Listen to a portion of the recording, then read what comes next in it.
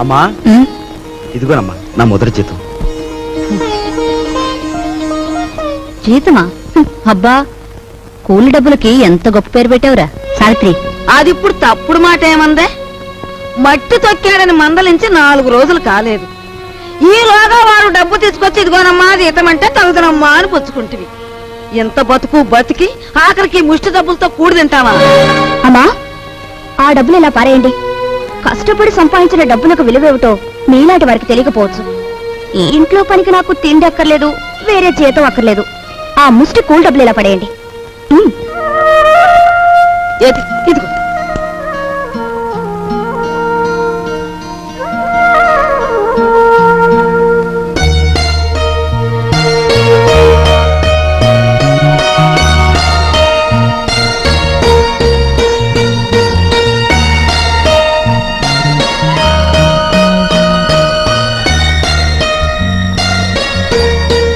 భార్యాభర్తల మధ్య ఉండవలసిన అవగాహన చూపించు.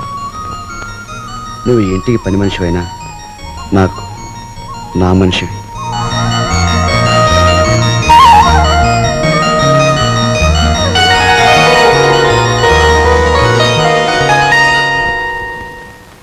కోపం వచ్చి గట్టిగా కొడదామంటే చచ్చిపోతావేమో అని భయం. బాబు నాయనా అంటే మొండుకెడుతున్నావు. మమ్మల్ని బాధ పెట్టకుండా చెప్పే గురువా. చెప్పే గురు. మనవడక చూసావా, పరాయి సొమ్మంటే పరిసిగుంటాడు కూడా ఎలా సర్దపడిపోతున్నాడో. ఎంతమందిని బాధ పెట్టడం భావ్యం కాదు గురువా. అలో చెప్పే గురు, ఉన్న ఒక్క కూతురు ఇల్లు వదిలి వెళ్ళిపోతే నేను వెతికించలేదు, పేపర్ ప్రకటన కూడా ఇవ్వలేదు. అంత ముండివాడిని మీ బెదిరింపులకు నేను లొంగుతానా? గురువా మాట చెప్తాను. ఈ మొండిఘాటంగాడికి కూతురుందంటున్నాడుగా, ఈడు పేపర్లో ప్రకటన ఇవ్వకపోయిన ఈ తరపున మనం ప్రకటించేస్తే ఆ కూతురు ఇంటికి చేరిపోద్ది. ఆ తర్వాత స్వామియే శరణం. Very good very good. Hello నమ్మకే బాబు కుర్రోడు దొరుచుకుంటాడు.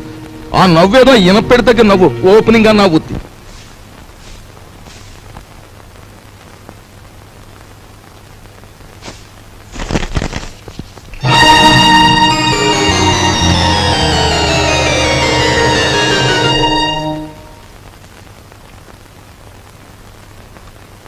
ఇదేమిటండి నా చేతిగాజు లెక్క పెడుతున్నారు? ఈవేళ మార్నింగ్ ఇంటర్వ్యూలో ఎవడో రవిరాజ్ అట, సార్ మీరు ఇన్ని క్వశ్చన్లు వేస్తున్నారు, నేను తిరగబడి ఒక క్వశ్చన్ అడిగితే జవాబు చెప్పగలరా అన్నాడు. ఏమిటి అన్నాను. రోజు అన్నం వడ్డించే మీ ఆవిడ చేతుకున్న గాజులెన్ని అన్నాడు. Fantastic daddy. ఎవరతను? ఎవరు? రవిరాజా.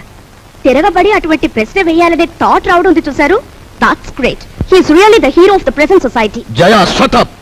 నీ తండ్రి మీద తిరగబడిన వాడు నీకు హీరోగా కనిపిస్తున్నాడా?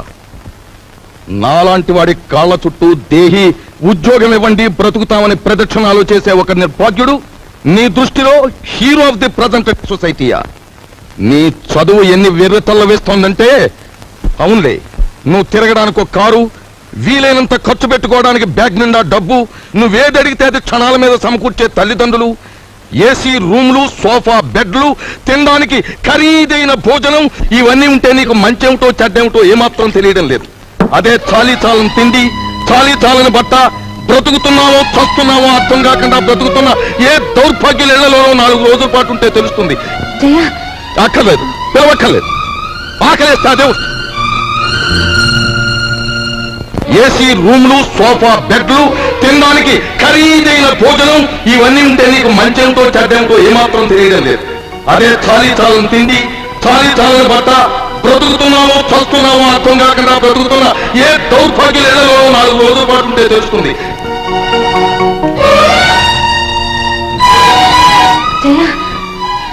అక్కర్లేదు, పిలవక్కర్లేదు.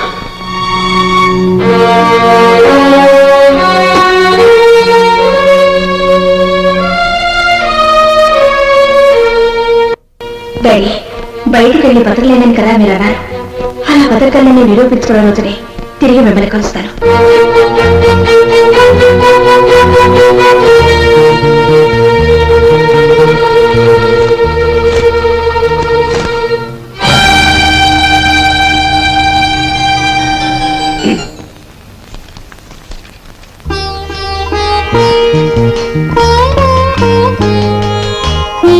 నీ సంస్కారం చూసి ఆశ్చర్యం కలిగిన నువ్వు కలవారి అమ్మాయివని మాత్రం ఊహించలేకపోయావు. పేపర్లో నీ ఫోటో చూశాక నువ్వు ఇంట్లోంచి పారిపోయి వచ్చావని అర్థం. నువ్వు ఇక్కడే ఉన్నావని మీ నాన్నగారికి ఫోన్ చేశాను. నిజానికి మీలాంటి గొప్పవాళ్ళు ఉన్న ఈ ఇంట్లో మా అమ్మాయి మీ అందరి మన్ననలు పొందింది అంటే అందుకు నాకెంతో ఆనందంగా ఉంది.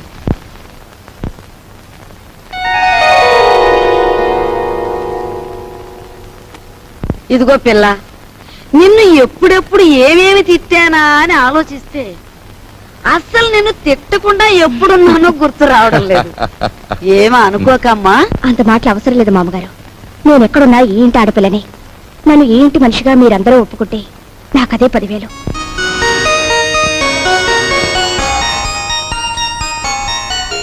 కూర్చోమ్మా, వెళ్ళొస్తాను. నువ్వు వెళ్ళి అమ్మకి కనిపించు, నీకోసమే చూస్తోంది. చూడమ్మా, నేను పైకెక్కి దిగలేను గాని ఆ సేఫ్ లో 50,000 పట్ల ఆఫీసు తీసుకెళ్ళాలి. అదే డాడీ, మీరు సేఫ్ నంబర్ నాకు ఎప్పుడు చెప్పలేదుగా. సారీ, నీకు తెలియదుగా. వెళ్ళు.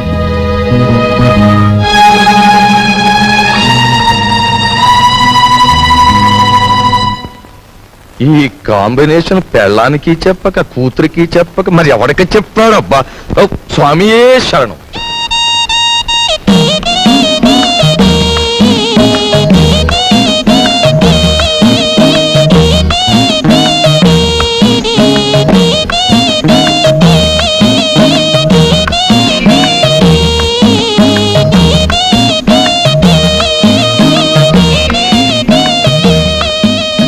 భయపడొద్దు, అటు తలుపు తీసి ఉంచుతాను, రా.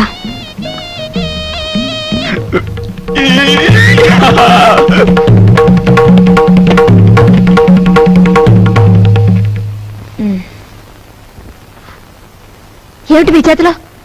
ఇదివ్వండి. ఏం లేదు. డాక్టర్ మీకేం చెప్పారు? వీడియోలు కాల్స్ వద్దన్నారా లేదా?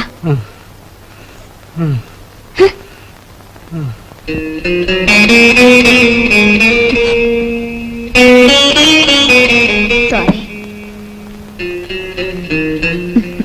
రోజు కిటికీ దగ్గర అలా చూస్తూ నిలబడిపోతావు. మనసు పాడైపోవడం లేదు. నువ్వు నాకంటే చిన్నవాడివి, నీకు ఆ విషయం తెలుసా? అన్నట్టు ఆ సోఫాలో ఉన్న ఆయన ఎవరనుకుంటున్నావు?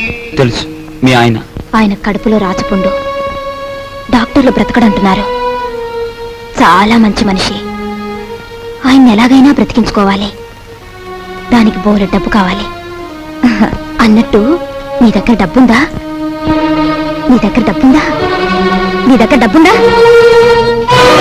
నిన్నేరా అడిగేది. నీ దగ్గర డబ్బుందా? నేను డబ్బు కోసం వ్యభిచారం చేస్తున్నాను. ఫూల్, డబ్బు లేని చవటవి ఆ కిటికీ దగ్గర చేరి దేనికే ఆ చూపులు? ఇంకొక్కసారి అలా చూసావో వెళ్ళు, అవుట్.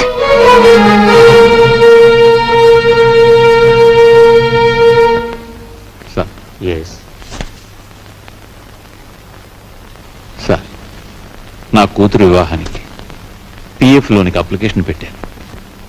అందులో సగమే శాంక్షన్ చేశారు.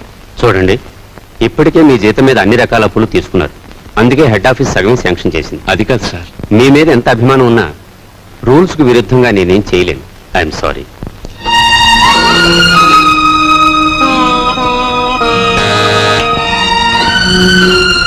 రాఘవయ్య మళ్ళీ అప్పుకేగా వీళ్ళే.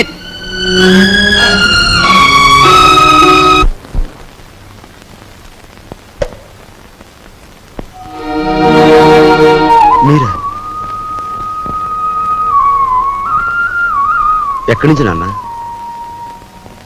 ఈ వీధిలో ఎవరో అప్పిచ్చేవారు ఉన్నారంటే అడగాలని వచ్చాను.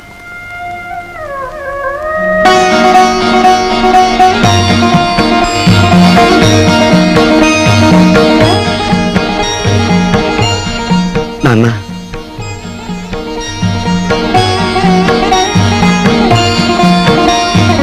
మట్టి తొక్కుతున్నావని నిన్ను ఏసడించుకుని అప్పుల కోసం వీధుల వెంట తిరగటం అంతకంటే అసహ్యమని నాకు తెలుసు. నాన్న, నేను మారిపోయానని చెప్పేందుకు రాలేదు.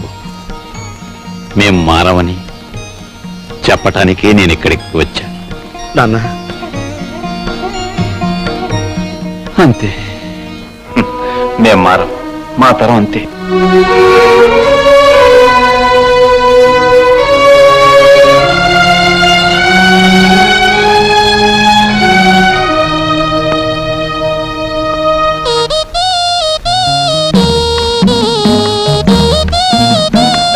నేను డబ్బు కోసం వ్యభిచారం చేస్తున్నాను. ఫూల్. డబ్బు నేను చావటని ఆ కిటికీలో దేనికి ఆ చూపులు? ఏమిటండి అలా ఉన్నారు?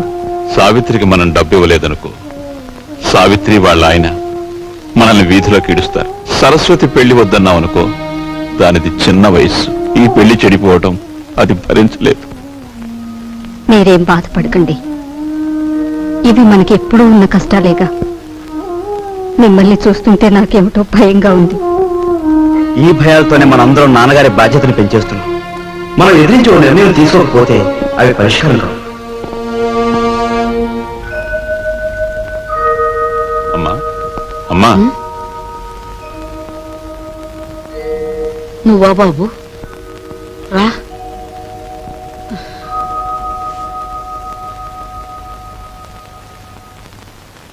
ఏంటి నాయనా? అమ్మా, మన సావిత్రికి ఈ నెలలో కట్నం డబ్బిచ్చి పంపిద్దాం అనుకుంటున్నాను. మా నాయనే, నువ్వు ఎప్పుడా పని చేస్తావా అని నేను 1000 దేవుళ్ళకు మొక్కుకుంటున్నాను. అమ్మా, సరస్వతి పెళ్లి కూడా వచ్చే నెలలో జరపాలని. శుభం. ఈ 2 శుభకార్యాలు జరిపించాలని ప్రావిడెంట్ ఫండ్ లోనికి అప్లై చేశాను. కానీ అనుకున్న దాంట్లో సగమే అందింది. అయితే ఇప్పుడు ఎలారా? అమ్మా, నేను డబ్బు కోసం ఎంత ఇబ్బంది పడినా ఏ రోజు ఏదీ నిన్ను అడగలేదు. కానీ ఇప్పుడు అడక్క తప్పడం లేదు.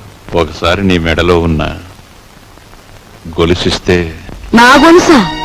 ఆ మహారాజు పోయాక పుస్తలు చెడగొట్టుకుని చేయించుకున్నా నీ గొలుసు. ఇప్పుడు దీన్ని కూడా ఆరాయింపు చేస్తానంటావా? ఆ మాట అనటానికి నీకు నోరట్ట వచ్చిందిరా? అమ్మటానికి కాదమ్మా, అవసరం వచ్చింది కనుక తాకట్టు పెడదామంటున్నాను. ఈ 2 బాధ్యతలు తీరిపోతే డబ్బు రాగానే విడిపించేస్తానుగా. విడిపించేస్తావు?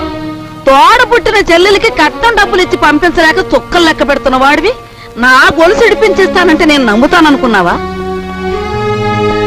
ఒరే, నేను బంగారం మీద మోజుతో కాదురా ఈ గొలుసు వేసుకు తిరుగుతున్నది.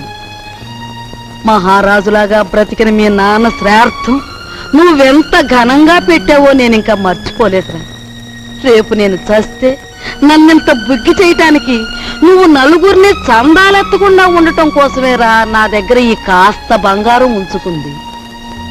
అది కాదమ్మా. నువ్వేం మాట్లాడకు. నాకు ఇహం కంటే పరం ముఖ్యం, బ్రతుకు కంటే చావు ముఖ్యం. ఇక ఎప్పుడు నీ అవసరాలకి నా గొలుసుకు మాత్రం లంకె పెట్టకు. వెళ్ళు.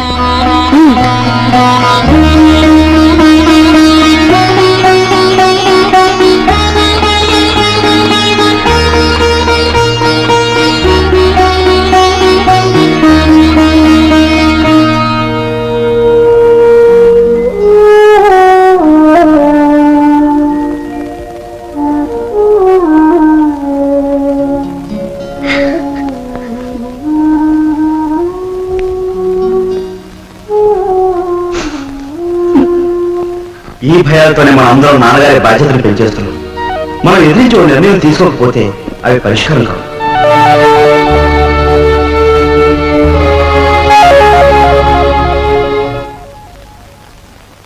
అమ్మాయి సావిత్రి, ఏమ్మా? మీ అన్నయ్యకి ఏదో డబ్బు వచ్చినట్టుంది. రేపు పొద్దున్నే మీ ఆయన్ని అడగమను, లేకపోతే అది కాస్త పులుసులో కలిసిపోద్ది. అలాగేనమ్మా.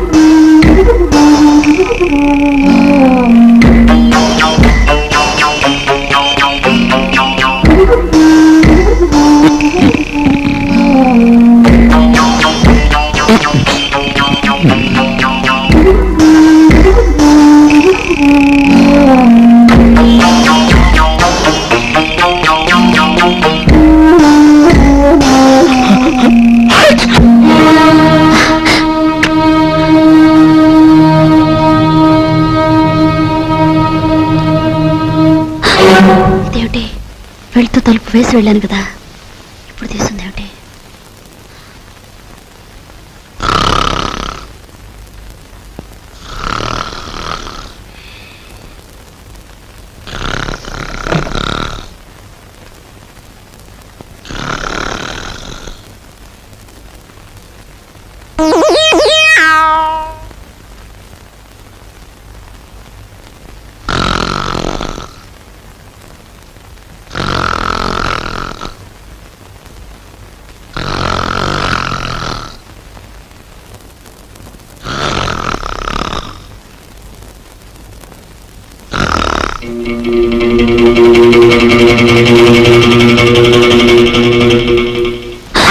ఏమిటండి, ఏమైంది?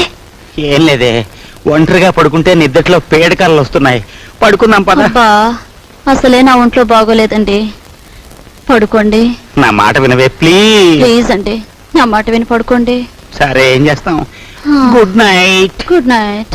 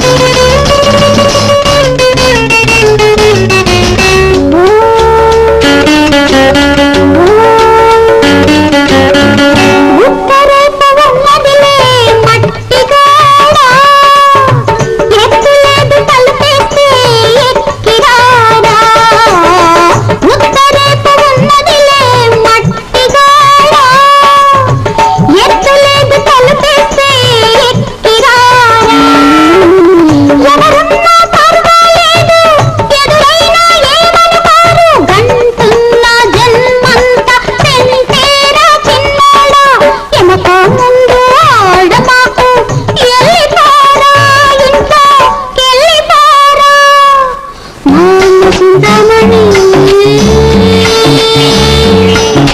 నా పేరు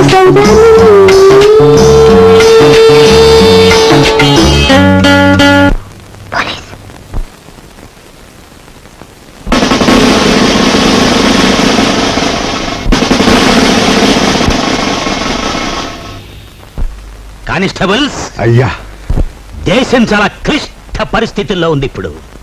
లెఫ్ట్ నుంచి సమ్మెలు, రైట్ నుంచి దోపిడీలు, ఫ్రంట్ నుంచి వ్యభిచారాలు, బ్యాక్ నుంచి బ్రాకెట్లు మన దేశాన్ని పట్టి పీడిస్తున్నాయి. అంచేత మీరు ఈ హాల్ అంతా చెక్ చేసి మగ పురుగు అనేది కనిపిస్తే చాలు వ్యాన్ ఎక్కిచ్చేయండి అంతే. ఆ?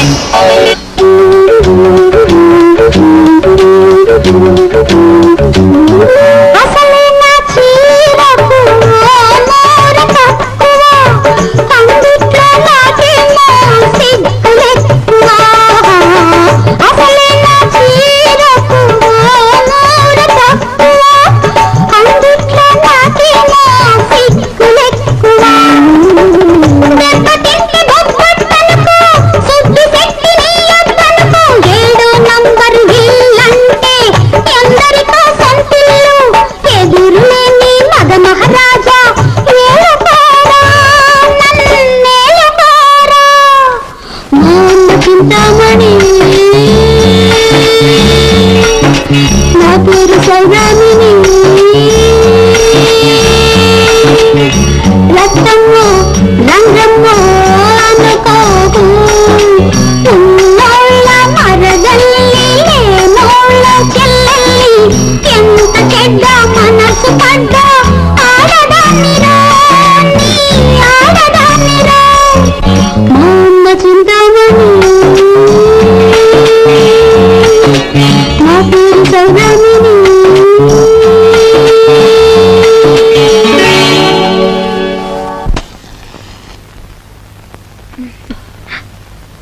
అల్లుడు గారు, టైం అయిందిగా, ఇక వెళ్ళిరండి.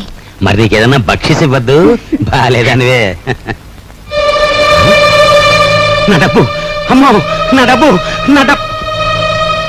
అమ్మ చింతామణి, పంచాయతీలు మింగేవాడు ఒకడైతే మున్సిపాలిటీలు మింగేవాడు ఇంకోడని నైస్ గా పాట పాడి నాకే మస్కా కొడతారా తల్లి కూతుళ్ళు. తీ డబ్బు తీ. ఏం డబ్బు? డోంట్ టాక్ అంటే డోంట్ టాక్ అంతే. అసలు శుభకార్యానికి ఉపయోగపడాల్సిన డబ్బు నేనెంతో కష్టపడి మాస్టర్ ప్లాన్ వేసి కొట్టుకొచ్చాను. మర్యాదగా నా డబ్బు నాకు ఇచ్చేయి, లేదు పోలీస్ రిపోర్ట్ ఇస్తాను. Take care. ఆయాస పడకండి జగ్గు. ఈయనేదో అడుగుతున్నారు, ఇచ్చి పంపయ్యా. కూర్చోండి, వచ్చి ఇస్తాడు.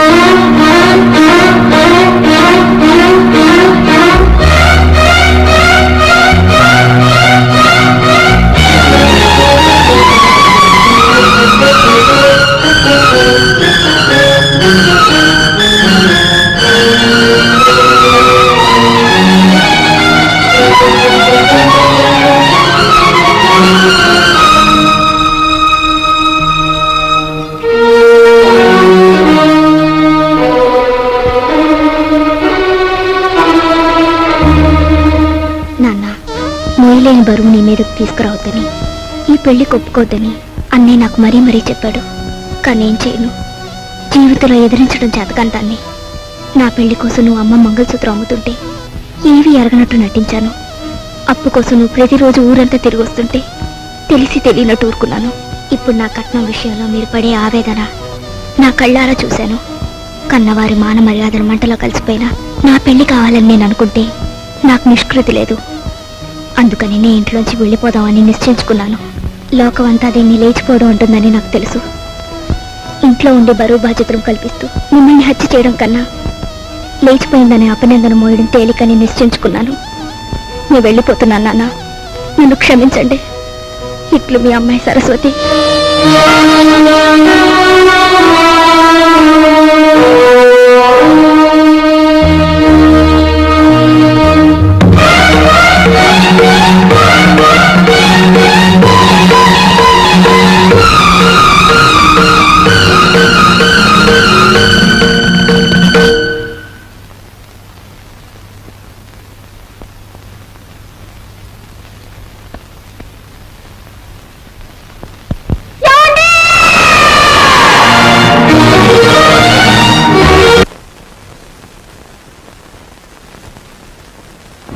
ఓం సుముఖాదరవః ఓం ఏకదంతాదరవః ఓం కపిలాదరవః ఓం గతకర్ణకాదరవః ఓం లంబోదరాదరవః ఓం వికటాదరవః ఓం విఘ్నరాజాదరవః ఓం ధూమకేతవే నమః ఓం గణాధ్యక్షాదరవః ఓం బాలచంద్రాదరవః ఓం శూర్పగంధాదరవః ఓం హేరంబాదరవః ఓం స్కందపూర్వదాదరవః ఓం మహాగణపతయే నమః.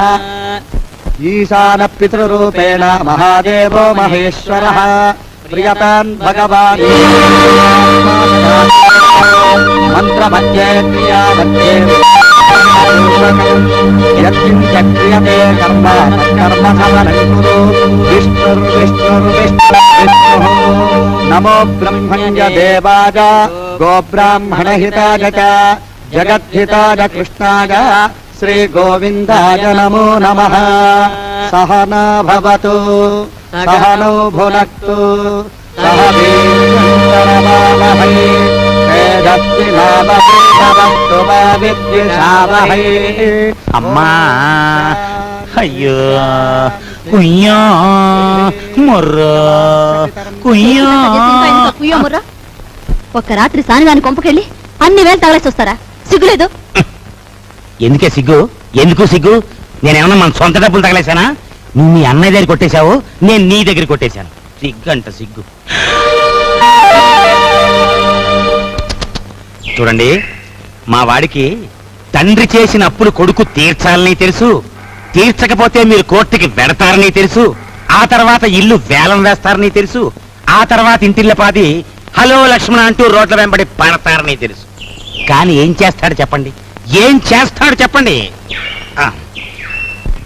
పోని మీ వాడికో గొప్పింటి అమ్మాయితో స్నేహం ఉంది కదా, ఆ అమ్మాయి దగ్గర డబ్బు తీసుకుని మా బాకీలు తీర్చచ్చు కదా అని మీరు సలహా ఇవ్వచ్చు. కానీ మా వాడు పరువు, మర్యాద, మానం, అభిమానం అన్ని మంట కలిసిపోయినా సరే ఇతరుల దగ్గర మాత్రం చెయ్యి చాపడం. వాడి పాలసీ అది. మావయ్య ఆవేశపడకు, ఆయాసం వస్తుంది. వచ్చినా సరేరా, నేను నీ మావయ్యని మంచివాడిని కనుక నీ ఫ్యామిలీ పొజిషన్ ఏమిటో వీళ్ళకి దాపరికం లేకుండా చెప్పి దయదల్చండి మహాప్రభు అని ఈ గాడిదల్ని ప్రాధేయపడుతున్నాను. అదే ఈ పెద్ద మనుషుల్ని ప్రాధేయపడుతున్నాను. మా గురించి నువ్వెవరు కాళ్ళు పట్టుకుని అవసరం లేదు. మా నాన్నగారు చేసిన అప్పులన్నీ వడ్డీతో సహా 15 రోజులు తీరుస్తాను. తీర్చలేని పక్షంలో నన్ను నడివీధిలో నిలబెట్టమను. అందుకు నేను సిద్ధమే. అంతకంటే ఇంకా ఏం కావాలి భయ్యా? ఇన్ని నాళ్ళు ఆగిన వాళ్ళం ఇంకా 15 రోజులు ఆగాలేమా? 15 రోజుల తర్వాతే వస్తాం. లేవండి భయ్యా, పోదాం. మీరా ఎంతసేపు వచ్చి? నువ్వు ఆవేశంగా 15 రోజుల్లో అప్పు తీర్చేస్తాను అంటున్నప్పుడు రాజు, నీ ఆవేశం చూస్తుంటే అమ్మాయికే కాదో నాకు కూడా ఉత్తేజం కలుగుతోంది. ఒక చిన్న విషయం, నీ చెప్పులో రాయి పడిందనుకో, దాన్ని బయట పారేసే వరకు నీ నడక సరిగ్గా సాగదు. చూస్తుంటే మీ ఇంట్లో మీ మావయ్య నీ చెప్పులో రాయిలా కనిపిస్తున్నాడు. ఏం చేస్తావో మరి? ఆ దెబ్బతో దిమ్మ తిరిగిపోయి బొమ్మ చేతికొచ్చేయాల. సరే, కుర్రాడివైనా నీకు అన్నీ తెలుసని అనుకుంటాను. అమ్మాయిని దించి వెళ్దామని వచ్చాను. వస్తాను అమ్మాయి, వస్తాను. మా నాన్నగారి మాటలు వింటుంటే ఆయన భుజంగరావు గారేనా అని అనుమానం కలుగుతోంది కదా. నేను ఆ ఇంటికి వెళ్ళిన రోజు నుంచి గమనిస్తున్నాను. ఆయన మా నాన్న కాదు, నాన్నగారి పోలికలున్న మరో మనిషి. అతన్ని పోలీసులకు పట్టించొచ్చు. అంతకన్నా ముందు మా నాన్నను వాళ్ళెక్కడ చేర్చారో అది తెలుసుకోవాలి. అందుకని మేము నాటకం వేస్తున్నాం, మీరు తప్పకుండా రావాలి.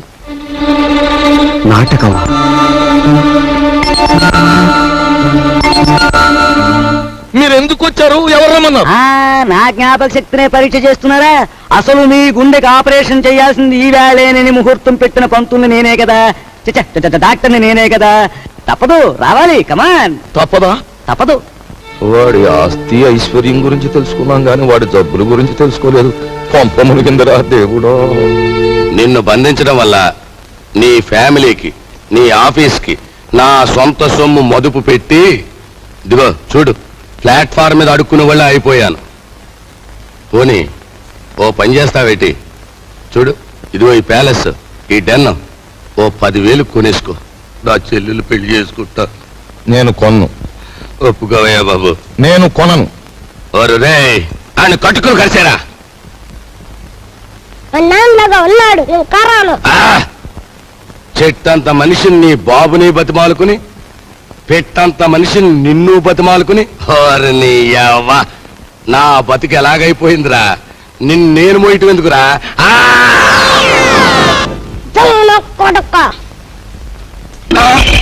అమ్మకుంటున్నా కొడుక, నన్నే కలిసేస్తావరా?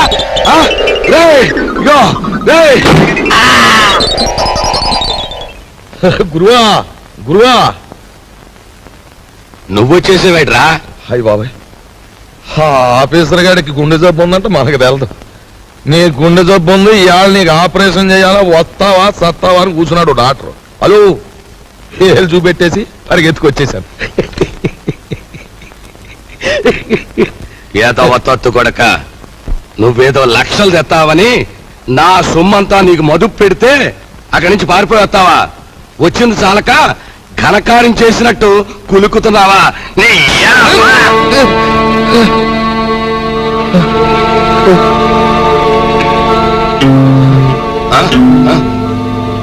ఒరేయ్,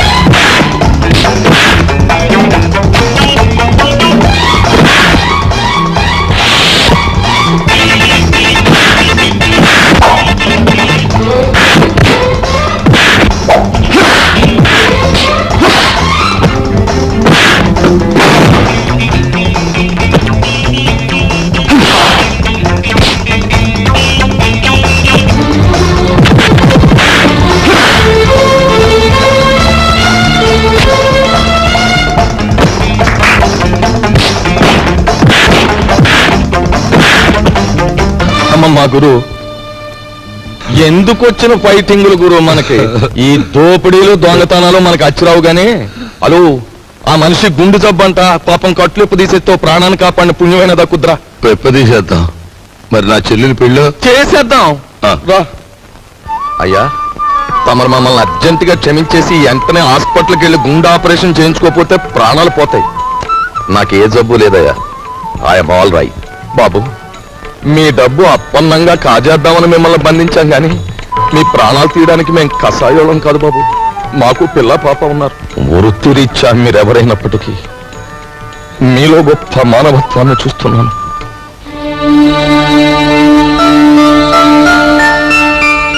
ఆ వేళ నా కంఠం మీద కత్తి పెట్టి బెదిరించిన విప్లవకారుడు నువ్వే కదూ? ఆనాడు మీరు నాకు అన్యాయం చేస్తుంటే నా సహనం చచ్చిపోయి మిమ్మల్ని ఎదిరించాను. ఈవేళ మీరెక్కడో బంధింపబడి ఉంటారని అనుమానం కలిగాక మిమ్మల్ని రక్షించాలని వచ్చాను. నా డబ్బు కోసం వాళ్ళు నన్ను బంధించిన నిజానికి నష్టపోయింది వాళ్ళు, నన్నేం బాధ పెట్టలేదు. అన్నట్టు నువ్వు సింపుల్ గా చెప్పాలంటే ఆయన మరెవరో కాదండి, మన అల్లుడు గారే. అల్లుడు గారా?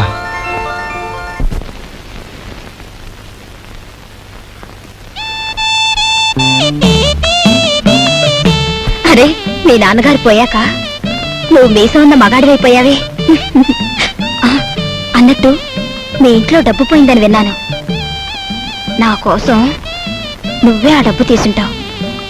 ఏది ఆ డబ్బు? చెప్పు. ఆ డబ్బు నీకిద్దామని తీశాను. ఆ రాత్రి మరెవరో నా దగ్గర నుంచి కాజేశారు. ఒక ప్రాణాన్ని నిలబెట్టడానికి నేను వ్యభిచారం చేస్తే నువ్వు వ్యభిచారం కోసం ఒక ప్రాణం తీసేశావు. నా బ్రతికే చండాలం అనుకుంటే నువ్వు నాకంటే చండాలుడివి. నేను ఈ ఇల్లు ఎందుకు ఖాళీ చేస్తున్నానో తెలుసా? నీ నీతి మాలినతనాన్ని భరించలేక వెళ్ళు.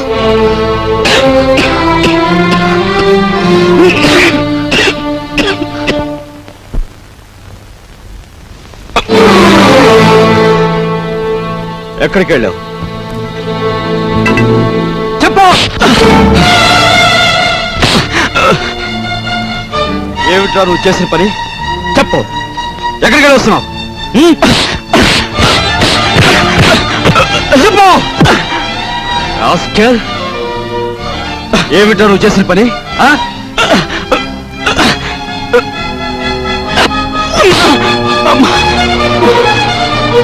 చెప్పరా రాస్కెల్, చెప్పు.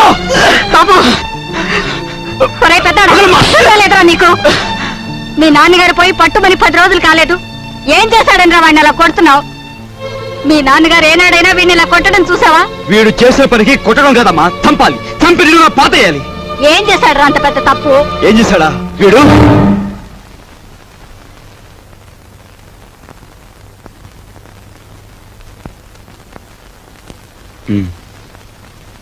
బాబు, వీడిని తమ్ముడురా. తప్పు చేస్తే శిక్షించాల్సిందే. కాకపోతే ఆ సమయంలో వీడిని తమ్ముడని మాత్రం గుర్తుంచుకుంటే చాలు. పదరా.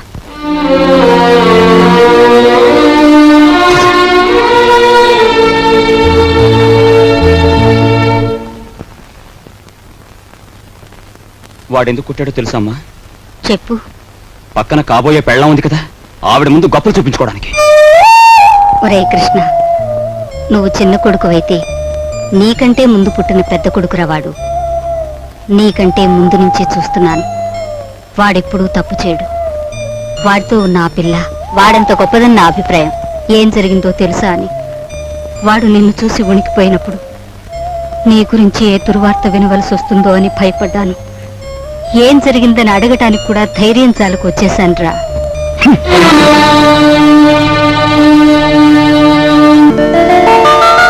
ఈమె నా చెల్లెలు. ఇల్లు వదిలి వచ్చేసింది. మీ సేవా సాధనలో ఉందేమో. సారీ, ఇలాంటి అమ్మాయి ఎవరూ లేరు. వస్తానండి.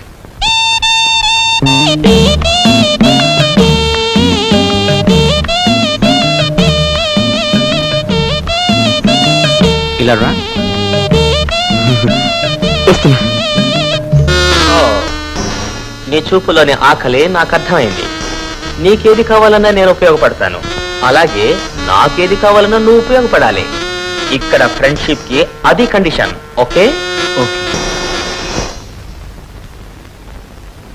రాజు, నువ్వేవి అనుకోనంటే ఈ డబ్బుతో నీ అప్పులన్నీ తీరిస్తే ఎలా ఉంటుంది? స్నేహితురాలుగా నేనేం చేయాలో, ఏం చేయగలను నాకేం అర్థం కావటం లేదు.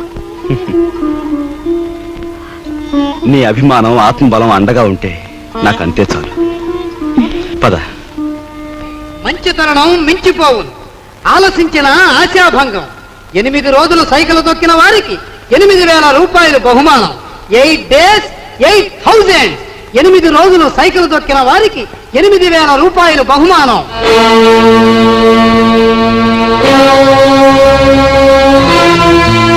రాజు, అప్పులు తీర్చడానికి నువ్వు సైకిల్ తొక్కుతున్నావట. మనలాంటి కుటుంబాల్లో పుట్టి ఇలాంటి పనులు చేస్తే ఎంత పరువు తక్కువగా ఉంటుందో ఆలోచించు. నేను చాటుగానో సన్నాసి బుద్ధితోనో దొంగతనం చేస్తున్నాను అనుకో, లేదా కన్నవాళ్ళనే వెన్నుపోటు పొడుస్తున్నాను అనుకో, లేదా అప్పుల చేత పంచాయతీ జరిపించాను అనుకో, అప్పుడు నేను 10 మంది చేత చీ అనిపించుకునేవాడిని అవుతాను. ఏమిటా నువ్వు మాట్లాడేది? మొన్నటికి మొన్న కుమ్మరాడి దగ్గర కూలిపిని కొప్పుకొని ఏంటి పరువు మీద పెద్ద బండ పడేస్తావు. ఇవాళ మీ నాన్న చచ్చిపోయాక ఆగు. ఇప్పుడు నువ్వేమిటి మాట్లాడింది? మా నాన్న చచ్చిపోయాడా? ఆ మాట నువ్వంటున్నావా? నువ్వు ఏమిట్రా అది? ఆవిడ అలా రెట్టిస్తున్నావు. మరి చూడమ్మా, నాయనమ్మా నాన్న చచ్చిపోయాడు అంటుంది, అత్తయ్య అంటుంది. అసలు అసలు నాన్న చచ్చిపోవడం ఏంటమ్మా? Non sense. నాన్న చచ్చిపోలేదు. నాన్న చచ్చిపోలేదు. మనందరం కలిసి ఆయన చంపేశాం. అవునమ్మా, నిర్దాక్షిణ్యంగా కాలు రాసి చంపేశాం. కొండంత మనిషిని చాదస్తుతో కొందరు, స్వార్థంతో కొందరు, ఇలా అందరం కలిసి ఆయన చంపేశాం. ఏ చంపలేదా?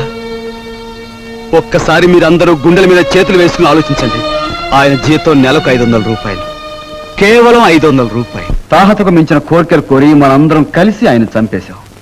He was successfully murdered by all his family member. నోరుంది కదా అని తప్పులు పడుతున్నారు.